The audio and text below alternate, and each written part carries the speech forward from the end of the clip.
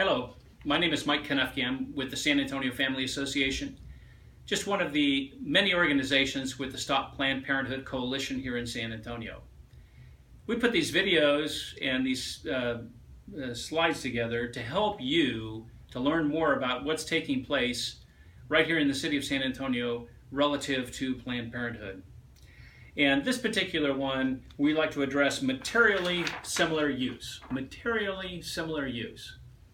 It's a technical word or description for when you have two particular types of businesses in a zone, how is another business like that business zoned? And to help us or aid us in this, I'd like to refer to, I think I mentioned to you, the Unified Development Code and the zoning and the training that used to be on the website that the City of San Antonio has now taken down and doesn't exist any longer. But I'd like to refer to this particular page because it's very telling. They use an example in their training that says, okay, if you are an individual who has a business that makes enchiladas, yet you want to have the same zoning as the enchilada restaurant, how do you go about getting the zoning if there's nothing that says in the index for tamales? So you want to be able to make tamales, but it's not the same as an enchilada. That's their example. That's a good example. But there's certain things that have to be in place. In other words, the use of that particular building, the use of that particular property and that land and what have you. But when it comes down to, if it doesn't say tamales, it simply doesn't say tamales. So what can you do? Well, in this example, they say if your neighbor is making enchiladas and you want to make tamales, that what you can do, because it's similar ingredients, is you can add enchiladas to your menu. And oh, by the way, you also have tamales that you could actually get the same type of zoning as the enchilada restaurant. And so that's just a good example as to what materially similar use is, what it's about. Because it's not indexed, they have to make a subjective decision based on certain type of criteria.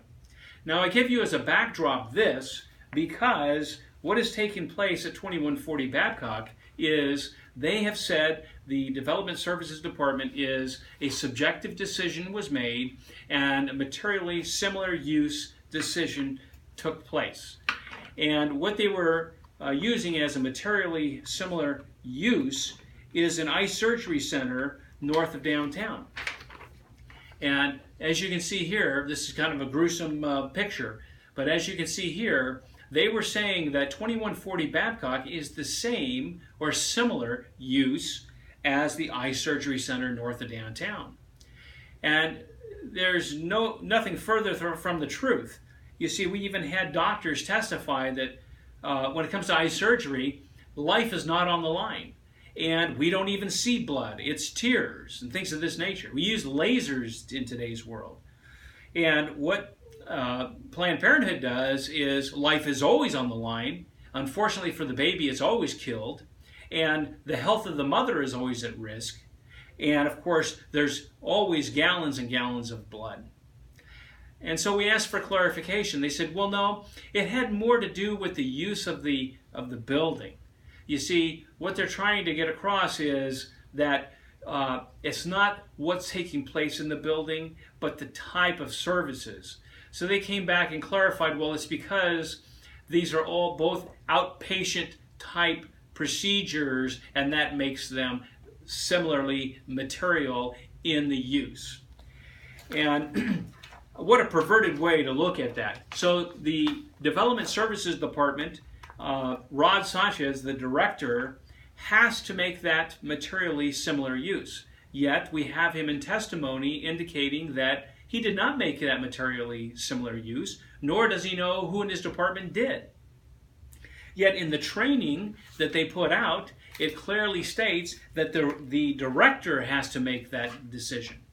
And even if the director does make that decision, you see, it still has to go through to the Zoning Commission and to the City Council. In both instances, even if that was made and it was correctly made, that it still must pass through the zoning commissions and through the City Council.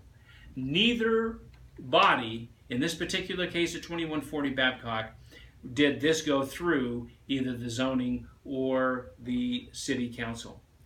So the Development Services Department has been remiss in following their own procedure and following their own training, and the City Council of San Antonio doesn't even really understand what's going on here. In fact, they're a little bit confused on why all the emotions and what have you about this particular issue. We encourage you to learn more about this and click on some of these other videos and learn more. What's going through right now is an amendment that would say that these ambulatory surgery centers, i.e. Planned Parenthood or some other abortion facility, can move into a C1 anywhere in the city. That could be right outside your neighborhood or right outside mine. So the bottom line is a vote for the redefined ambulatory surgery center language is a vote for Planned Parenthood. And we encourage you and urge you to talk to all of your City Council members and Mayor Ivy Taylor, encourage them to vote no on this new amended language. Thank you.